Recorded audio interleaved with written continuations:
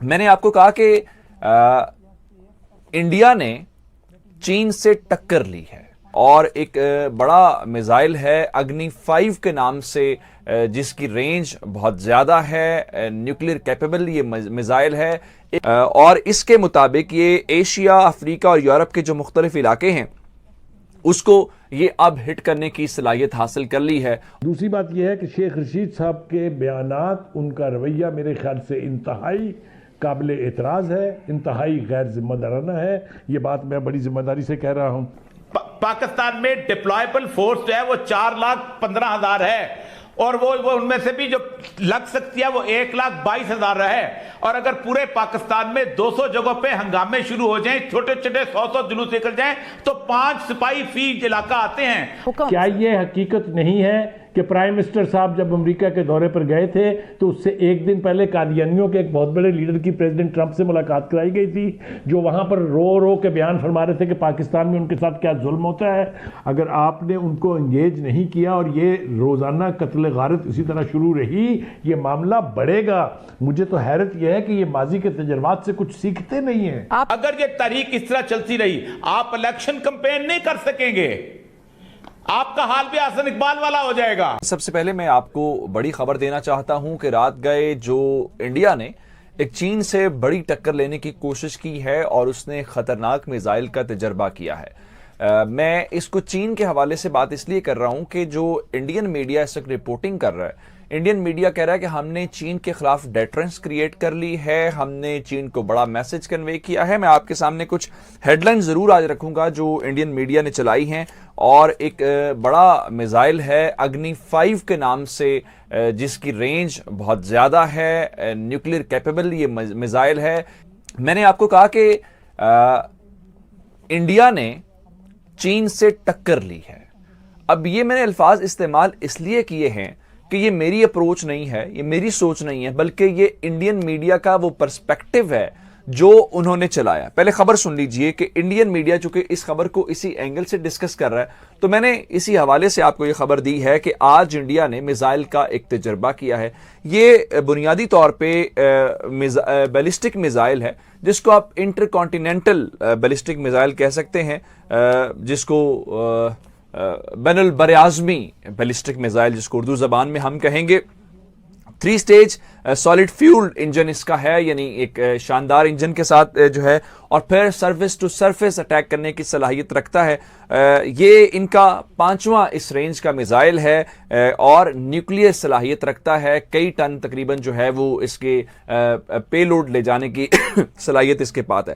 کہ کشمیر کو لے کے انہوں نے کہا جی یہ جو پاکستان کا آزاد کشمیر ہے اور جو گلگت بلتستان کا علاقہ ہے یہ ہمارا علاقہ ہے، اور ہم نے اس کو واپس شامل کرنا ہے، تو ہمارا ایک مشن ہے، ہم ایسا کچھ کرنے جا رہے ہیں کہ آپ دیکھیں ہمارا فیوچر پلان کیا ہے، یہ ہے وہ ہے۔ اچھا، اب یہ جو آج اڑیسہ کے اندر جو انہوں نے تجربہ کیا ہے، اور اس کے مطابق یہ ایشیا، افریقہ اور یورپ کے جو مختلف علاقے ہیں اس کو یہ اب ہٹ کرنے کی صلاحیت حاصل کر لی ہے، اور انہوں نے کہا جی وہ جو سب میرین سے بیلسٹک میزائل فائر کرنے کی صلاحیت ہے، ہم نے اس کے خلاف بھی ہمارے قریب تو کوئی تجربہ نہیں ہوا، تو یہ اپنی طرف سے چین، رشیا اور ان کے قریب چلے گئے ہیں۔ اب میں بتانا یہ چاہتا ہوں کہ یہ چین کے حوالے سے کیا ایک نیریٹو بلڈ کرنے کی کوشش کریں۔ میں آپ کو باقی میڈیا کو چھوڑ دیتے ہیں، ذرا ND TV کی میں آپ کو ہیڈ لائن رکھ دیتا ہوں جو ٹاپ سٹوری اس وقت ان کی ویب سائٹ کے اوپر لگی ہوئی ہے۔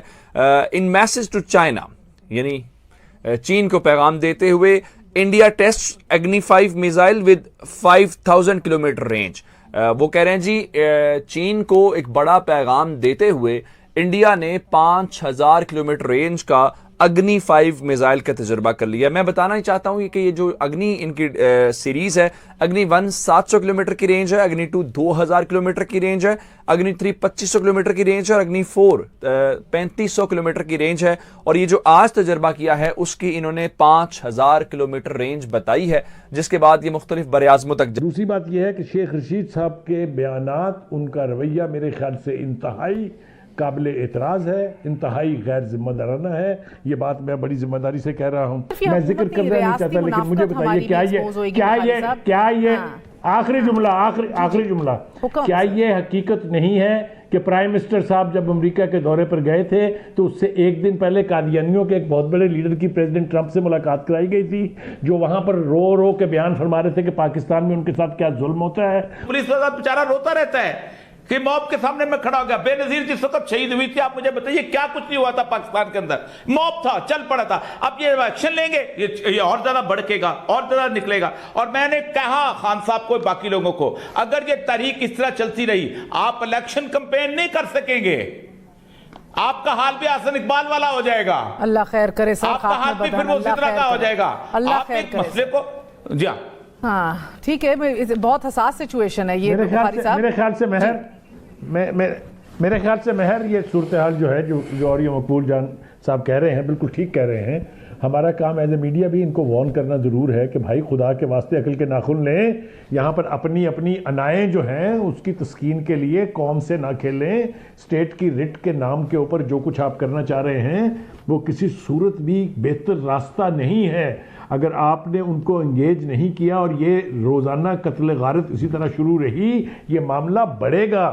مجھے تو حیرت یہ ہے کہ یہ ماضی کے تجربات سے کچھ سیکھتے نہیں ہیں. آپ جی میرے پاس یہ اطلاع ہے کہ ان کے روانہ ہونے کو چھوڑیے، جس راستے سے اسلام آباد پہنچا جا سکتا ہے اس راستے سے کل نہیں تو جمعے والے دن جلوس آئیں گے اور پھر یہ صورتحال ان سے سنبھالنا مشکل ہو جائے گی.